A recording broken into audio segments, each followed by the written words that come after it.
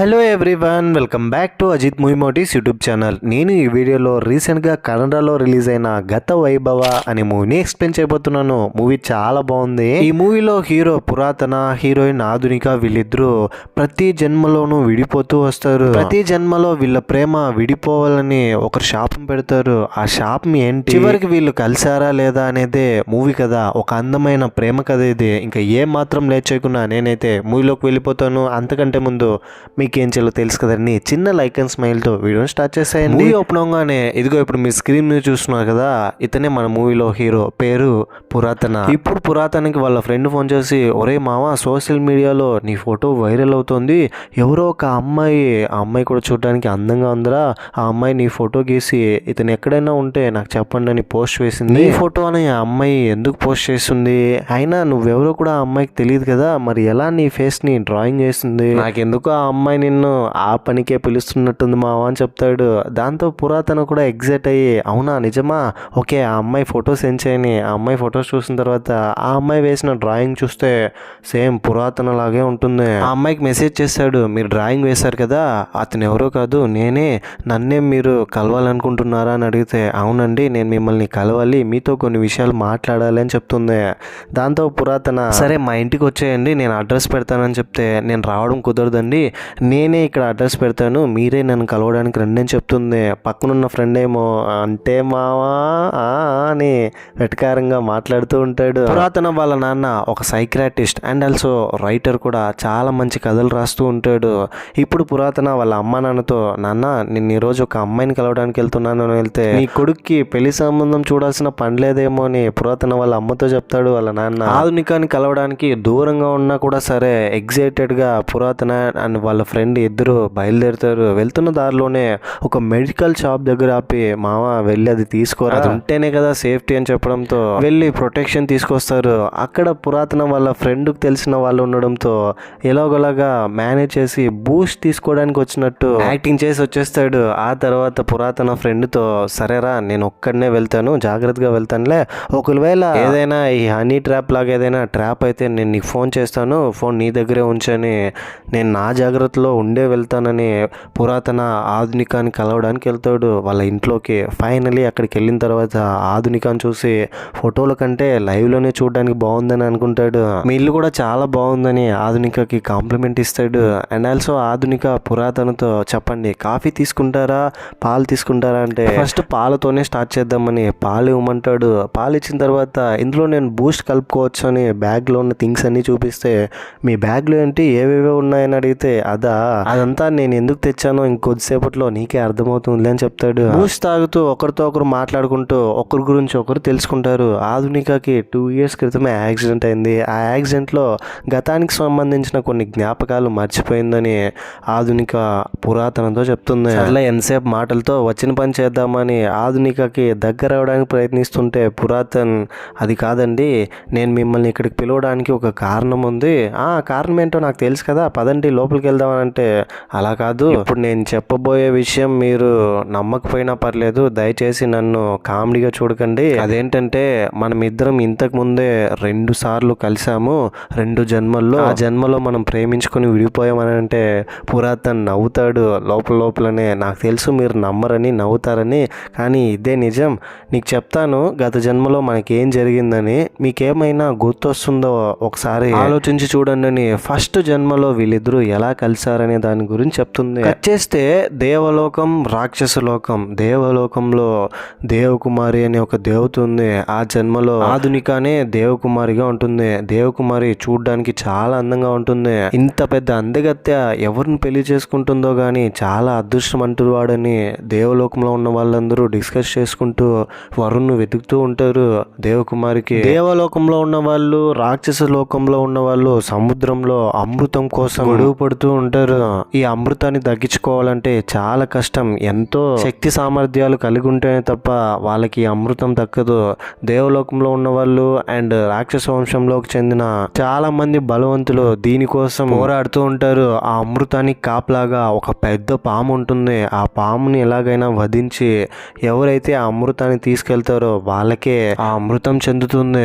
ఈ టైంలోనే సరిగ్గా రాక్షస వంశానికి చెందిన ప్రతాప రాక్షసుడు అనే ఒక అతను ఇక్కడ ఈ లోకానికి వచ్చి ఎవరు లేని టైంలో దేవకుమారి దగ్గరికి వచ్చి దేవకుమారితో మీరేమో ఇక్కడ, మేమేమో ఆ చీకటి సామ్రాజ్యంలో రాక్షసుల మధ్య బ్రతకాలా, మాకే ఎందుకు ఇలా, ఈరోజు ఎలాగైనా మీ ప్రాణం తీస్తానని దేవకుమారిని చంపడానికి ప్రయత్నిస్తాడు. అయితే అక్కడికి వచ్చింది ప్రతాప రాక్షసుడని ముందుగానే దేవకుమారికి తెలుసు. అతన్ని ప్రేమిస్తూ ఉంటుంది దేవకుమారి. ఏంటి అజిత్, వాడేమో రాక్షసుడు ఈవిడేమో దేవత కదా, ఎలా ప్రేమించిందంటే ఇంతకుముందు ఒకరోజు రాక్షసులందరూ దేవకుమారి దగ్గరికి వచ్చి దేవకుమారి మీద అటాక్ చేస్తుంటే, తనని చంపడానికి తనని వధించడానికి ట్రై చేస్తుంటే ఆ టైంలో వాళ్ళ గ్రూప్లోనే ఉన్న ఈ ప్రతాప రాక్షసుడు అనే అతను వాళ్ళందరినీ కొట్టి దేవకుమారి ప్రాణాలని అని తన శీలాన్ని కాపాడడంతో రాక్షస కులంలో కూడా ఇంత మంచి రాక్షసుడు ఉన్నాడు, ఇంత మంచి వ్యక్తి ఉన్నాడని తెలుసుకుని ప్రతాప రాక్షసుడు మనస్తత్వాన్ని అర్థం చేసుకుని ప్రేమిస్తూ ఉంటుంది. ఇప్పుడు వచ్చి నా రూపం ఇలా ఉన్నా కూడా నాలోని మనసును చూసి నన్ను ఇప్పటికీ ప్రేమిస్తూనే ఉన్నావా అని దేవకుమారిని హగ్ చేసుకుంటాడు. దేవకుమారి కూడా ప్రతాప రాక్షసుని కౌగిలించుకుంటుంది.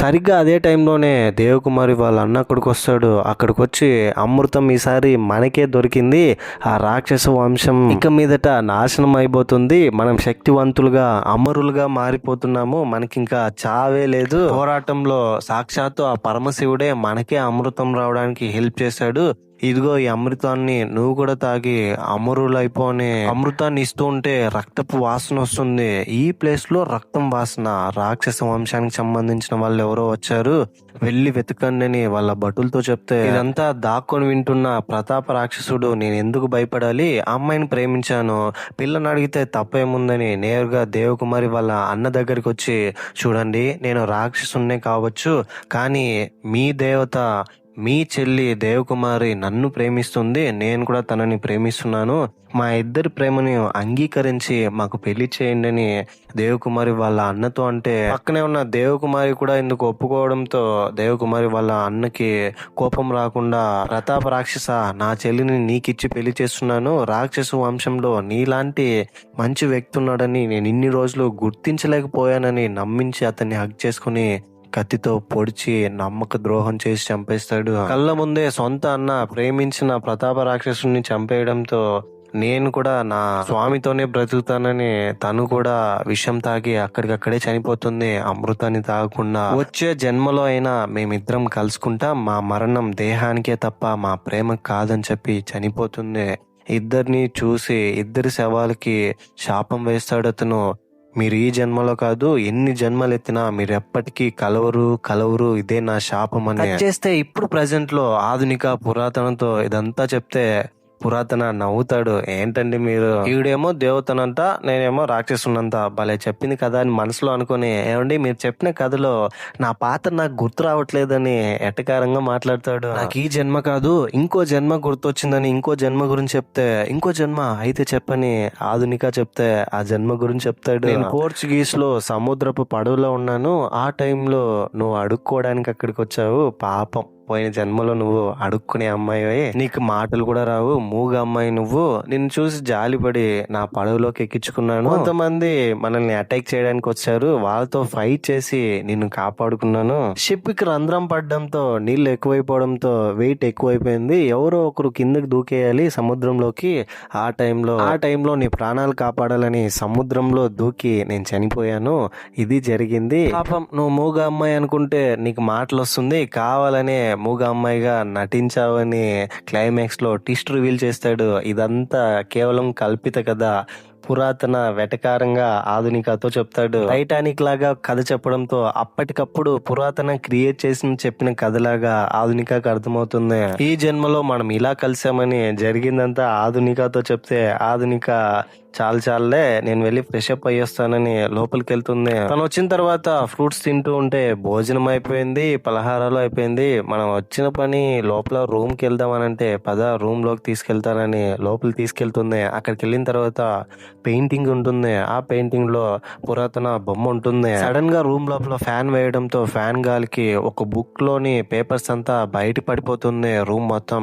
ఆ పేపర్స్ ని ఎత్తి చదివితే ఇంకో కథ ఈ పేపర్స్ లో నేను రాశాను, దీన్ని చదువు, కనీసం ఈ జన్మలోనైనా నీకు నువ్వు గుర్తొస్తావేమో అని ఆధునిక పురాతనతో చెప్తే ఆ పేపర్స్ వెతుక్కొని ఇంకో జన్మ గురించి చదువుతాడు. చేస్తే ఈ జన్మలో ఆధునిక పేరు మంగళ, పురాతన పేరు శ్రీనివాస్. కానీ అందరూ చెన్నయ్య రాజా అని పిలుస్తారు. ఎందుకంటే కంబలిలో పార్టిసిపేట్ చేసి గెలుస్తాడు. ఇతనికి 2 దున్నపోతులు ఉంటుంది. ఒక దున్నపోతు పేరు చెన్నయ్య, ఇంకొక దాని పేరు రాజా. ఇద్దరిని కలిపి చెన్నై రాజా అని శ్రీనివాస్ ని పిలుస్తూ ఉంటారు. ఒక్కసారి ఆటలో దిగాడంటే శ్రీనివాస్ దే విజయం. అతని పర్సనాలిటీ గురించి, అతను కంబలిలో గెలిచిన ఘన విజయాన్ని గురించి చుట్టుపక్కల ఉన్న ఊర్లన్నీ మాట్లాడుకుంటాయి. అదే ఊర్లోనే మంగళ కూడా ఉంటుంది. అందరూ చెన్నై రాజా అని అంటుంటే ఎవరి చెన్నై రాజా, ఒకసారి ఇతన్ని కలవాలనుకుంటుంది.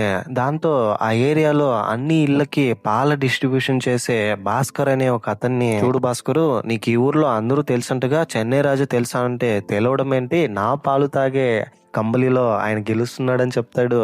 సరే, నేను ఆయన కలవాలనుకుంటున్నాను, ఎలాగైనా ఆయన ఇక్కడికి తీసుకొస్తావానంటే, సరే నేను ఆయనతో వెళ్ళి మాట్లాడతానని శ్రీనివాస్ దగ్గరికి వెళ్ళి, ఏమండి మిమ్మల్ని ఒక అమ్మాయి కలవాలనుకుంటుంది, మీ కంబలి విజయాన్ని చూశానంటే అభిమానులా ఒక అమ్మాయి అయ్యుండి కలవాలంటుంది, ఒక అబ్బాయిగా నేను వెళ్ళకపోతే ఫీల్ అవుతుందేమో, కాకపోతే ఏంటంటే ఇలా వెళ్ళడం చాలా తప్పు, ఆమె అభిమానానికి నేను చాలా థ్యాంక్స్ చెప్తున్నాను, కానీ కలవడం కుదరదని చెప్పని ఒక లెటర్ రూపంలో ఆ అమ్మాయికి రాసిస్తాడు. దాంతో భాస్కర్ మంగళ దగ్గరికి వెళ్ళి ఆ లెటర్ ఇస్తాడు. ఆ లెటర్ లో ఉన్న మాటలు చదివిన తర్వాత, ఓ ఇంత పెద్ద వీరుడు కలవాలంటే వద్దంటున్నాడా, ఎందుకు ధన్యవాదాలు, కలవడానికి ఎందుకు తిరస్కారం, ఇదేనా నా మధురమైన ప్రేమకి పురస్కారం అని క్వశ్చన్ మార్క్ పెడుతుంది. ఆ లెటర్ ని తిరిగి తీసుకెళ్లి శ్రీనివాస్ కి ఇవ్వమంటుంది. శ్రీనివాస్ అసలు పేరు చెన్నై రాజా అని మంజుల అనుకుంటుంది. ఈ లెటర్ మంజుల రాసి ఇచ్చిందంటే భాస్కర్ కి ప్రాబ్లం అవుతుందని భాస్కర్ తులసి అనే పేరు రాసి ఇవ్వమంటాడు. తులసి అనే అమ్మాయి లెటర్ రాసిందని చెన్నై రాజా అనుకుంటాడు. ఆ లెటర్ ని చదివిన తర్వాత ప్రేమ అంటుందేంటి, మన ఊర్లో విద్య తెలిసిన అమ్మాయి, పైగా ఇంత బాగా రాస్తుంది, ఎవరి అమ్మాయి, ఎలాగైనా కలవాలి అని, నువ్వు రాజకుమారివి కావు, దేవదాసివి కావు, మరి ఎలా విద్యను నేర్చుకున్నావో నాకు చెప్పగలవా అని లెటర్ రాసిస్తాడు. ఆ లెటర్ ని చదివిన తర్వాత మంగళ, నేను చిన్నప్పుడు ఒక దేవదాసి దగ్గర చదవడం రాయడం నేర్చుకుంటా అని చెప్తుంది. లెటర్స్ వస్తూ ఉండడం మంగళ వాళ్ళ అమ్మకి తెలుస్తుంది. కాకపోతే చదవడం రాకపోవడంతో ఏదో లేని లైట్ తీసుకుంటుంది. మెల్లమెల్లగా వీళ్ళ మధ్య పరిచయం ప్రేమగా మారుతుంది. లెటర్ల రూపంలోనే వీళ్ళు ఒకరినొకరు ప్రేమించుకుంటారు. ఒకరి గురించి ఒకరు తెలుసుకుని చాలా సార్లు కలవడానికి ప్రయత్నిస్తారు. కానీ వేరు వేరు రీజన్స్ వల్ల కలవలేకపోతారు. దాంతో ఒకరోజు సాడ్లీ శ్రీనివాస్ ప్రేమగా పెంచుకుంటున్న దున్నపోతులు చెన్నయ్య రాజా వీళ్ళిద్దరూ చనిపోతారు. దున్నపోతు చనిపోవడంతో ఇంక నేను ఎప్పటికీ కంబలికి వెళ్ళను, నేను ఆడనని అంత్యక్రియలు పూర్తి చేస్తాడు. దానికి అప్పటి నుంచి తన పేరుని శ్రీనివాస్ గా మార్చుకుంటాడు. చెన్నై రాజుగా కాకుండా ఎవరైనా చెన్నై రాజు అని పిలిస్తే కోప్పడతాడు. దాంతో అప్పటి నుంచి చెన్నై రాజుని శ్రీనివాస్ అని అంటారు. ఇదే టైంలోనే లెటర్స్ రాయడం కూడా మానేస్తాడు. దాంతో భాస్కర్ ని ఎందుకని చెన్నై రాజు లెటర్ రాయడం లేదు, నన్ను కలవడానికి వస్తానన్నాడు, రాలేదేంటి, ఇదిగో నా మనసులోని ఫీలింగ్స్ అంతా ఈ లెటర్ లో రాశాను, వెళ్ళి తీసుకెళ్లి ఇవ్వని అతను తీసుకెళ్తుంటే సడన్ గా భాస్కర్ ని పాము కాటేస్తుంది. భాస్కర్ చనిపోతాడు లెటర్ ఇవ్వక ముందే. శ్రీనివాస్ మెల్లగా డిప్రెషన్ లోకి వెళ్ళిపోతాడు. కంబలి ఆడడానికి వెళ్ళడు. దున్నపోతు చనిపోవడంతో దీని గురించి ఆలోచిస్తూ వేరే ఊరికి వెళ్ళిపోతాడు. మంగళాని ఎలా అప్రోచ్ అవ్వాలో తెలియదు. మంగళ అనే పేరు కూడా చెన్నై రాజుకి, ఐ మీన్ శ్రీనివాస్ కి తెలియదు. ఎందుకంటే తులసి అని పేరు రాసి ఇచ్చింటుంది కాబట్టి లెటర్ లో తులసి అనే ఒక అమ్మాయిని నేను ప్రేమిస్తున్నానని అతను అనుకుంటాడు. నిజానికి తన పేరు మంగళ కదా. చివరికి మంగళ వాళ్ళ ఇంట్లో చెప్పేస్తుంది, నేను ఒకరిని ఇష్టపడుతున్నాను నాన్న, నేను అతన్నే పెళ్లి చేసుకుంటానంటే, ఇష్టమా, పెళ్ళ, అదంతా కుదరదు, మేమే ఒక సంబంధం చూసాము, అతన్నే పెళ్లి చేసుకోవాలని, లేదంటే మేము ఆత్మహత్య చేసుకొని చనిపోతామని బెదిరించడంతో మంగళ తన ప్రేమని చంపుకుని ఇంకా వేరే ఆప్షన్ లేక ఇంకొక పర్సన్ ని పెళ్లి చేసుకుంటుంది. ఇక్కడే రివీల్ అయ్యే ట్విస్ట్ ఏంటంటే ఆ పర్సన్ ఎవరో కాదు, శ్రీనివాసే. మంగళ ప్రేమిస్తున్న చెన్నై రాజే. కానీ ఈ విషయం తనకి తెలియదు. అతనే చెన్నై రాజ్ అని, శ్రీనివాస్ అని ఇంకో పర్సన్ అని అనుకుంటుంది. ఆ రోజు ఇద్దరికి శోభనం అరేంజ్ చేస్తారు. కానీ శ్రీనివాస్ కింద పడుకుంటాడు. తన మనసులో తులసి ఉంది కాబట్టి, మంగళ మనసులో చెన్నై రాజా ఉన్నాడు కాబట్టి అతన్ని తలుచుకునే పడుకుంటుంది. ఒకరినొకరు కలుసుకోరు. మంగళ ఫీలింగ్స్ కి శ్రీనివాస్ రెస్పెక్ట్ ఇచ్చి చాలా గౌరవంగా ఉంటాడు. చాలా బాగా చూసుకుంటారు. మంగళ నేను చాలా అదృష్టవంతురాల్ని, ఇంత మంచి భర్త అండ్ అత్తామామలు దొరికారని అనుకుంటుంది. కానీ చెన్నై రాజు గురించి థింక్ చేస్తూనే ఉంటుంది. ఇటు శ్రీనివాస్ కూడా తులసి గురించి. అయితే వీళ్ళుంటున్న ప్రాంతం సముద్రపు తీర ప్రాంతం కావడంతో సరిగ్గా ఆ టైంలో వరదలు వస్తాయి. ఈ వరదల్లో శ్రీనివాస్ చిక్కుకుపోతాడు. నేను మళ్ళీ రాలేనేమో, దయచేసి నన్ను క్షమించు, ఇట్లు నీ భర్త శ్రీనివాస్ అని లెటర్లో రాసి మంగళకి ఇవ్వమంటాడు. వాళ్ళ మనుషులకి ఇచ్చి పంపిస్తాడు. ఆ లెటర్లో ఉన్న రాతలు చూసిన తర్వాత ఇతనే చెన్నై రాజు అని మంగళకు అర్థమయ్యి శ్రీనివాస్ వాళ్ళ నాన్నని చెన్నై రాజు ఎవరని అడిగితే నా కొడుకే అమ్మ చెన్నై రాజు, ఇంతకు ముందు కమ్మలిలో పార్టిసిపేట్ చేసి ఘన విజయం పొందాడు, ఇప్పుడు మానేశాడమ్మా, ఇదంతా తన పాస్ట్ హిస్టరీ అని లోపల తీసుకెళ్లి అతనికి వచ్చిన మెడల్స్ ఇవన్నీ చూపిస్తాడు. ఇదంతా తెలుసుకున్న తర్వాత మంగళ చాలా ఏడుస్తుంది. ఇన్ని రోజులు నా భర్త చెన్నై రాజే శ్రీనివాస్ అని తెలియక అతన్ని చాలా అవాయిడ్ చేశాను, వెంటనే మా ఆయన్ని కలవాలి, అరేంజ్ చేయండి అని వాళ్ళ ఆయన కలవడానికి వెళ్తే సరిగ్గా అప్పుడే వరదల్లో అతను చనిపోతాడు. నిజం తెలిసిన తర్వాత ఇప్పుడు తనతో కలిసి బ్రతకలేకపోతున్నానని మంగళ చాలా అంటే చాలా ఏడుస్తుంది. ఇదంతా పురాతనతో చెప్తే పురాతనకి ఇప్పుడు గుర్తొస్తుంది. గత జన్మలో నేను శ్రీనివాస్ గా నిన్ను మిస్ చేసుకున్నానని చాలా ఏడుస్తాడు ఆధునికతో మాట్లాడుతూ.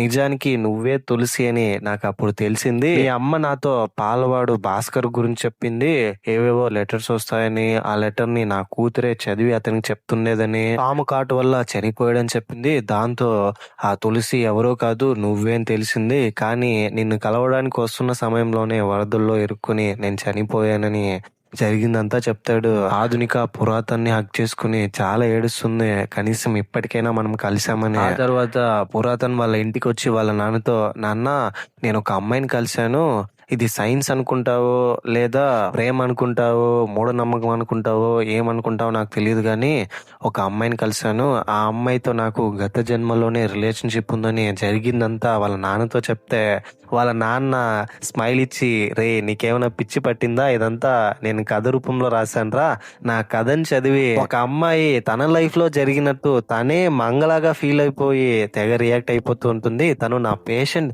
ఇదిగో తినే కదా అని ఫోటో చూపిస్తాడు. ఆ ఫోటోలో ఉన్నది మంగళనే గుండు గీయించుకుంటుంది. 2 సంవత్సరాల క్రితం తనకి యాక్సిడెంట్ అయింది. మెల్లగా తను ఇప్పుడు రికవర్ అవుతూ వస్తుంది. గతంలో జరిగింది ఏం తనకి గుర్తులేదు. నేను ఒక కథ రాస్తే ఆ కథను చదివి తనకు జరిగినట్టు రిలేట్ అయిపోయి నిన్నే తను ప్రేమించిన శ్రీనివాస్ అని అనుకుంటుంది చెన్నై రాజుగా. ఇదంతా నమ్మకరా, నాకు వచ్చిన పేషెంట్స్ అందరినీ నువ్వు ప్రేమిస్తావా ఏంటని చాలా నవ్వుతాడు. అసలు ఏం అర్థం కాదు పురాతనికి, ఏంటి నాన్న ఏం మాట్లాడుతున్నారని నేరుగా ఆధునిక దగ్గరికి వెళ్ళి మా నాన్న ఈ విధంగా చెప్పాడు, మా నాన్న రాసిన కథను చదివి మీరు నన్ను ప్రేమించిన వ్యక్తిని గత జన్మలోనే అనుకుంటున్నారని అంటే ఆధునిక ఇంకా డిస్టర్బ్ అవుతుంది. తను పూర్తిగా రికవర్ అయిన తర్వాత ఈ విషయాన్ని చెప్తూలేని పురాతన్ వాళ్ళ నాన్న పురాతన్తో చెప్తే ఆ తర్వాత ఇద్దరు పేరెంట్స్ ని ఒప్పించి పురాతన్ ఆధునిక వీళ్ళిద్దరూ పెళ్లి చేసుకుంటారు. ఆ రోజు వీళ్ళిద్దరికి శోభనం.